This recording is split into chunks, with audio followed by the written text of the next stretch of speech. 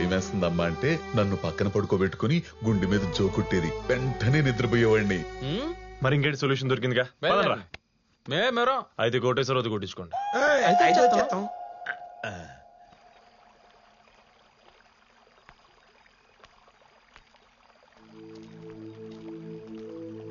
అమ్మా అమ్మా, అంత స్లోగా అడుగుతున్నాడేంట్రా? ఆవిడ సౌండ్ ఇంజనీర్ కదా.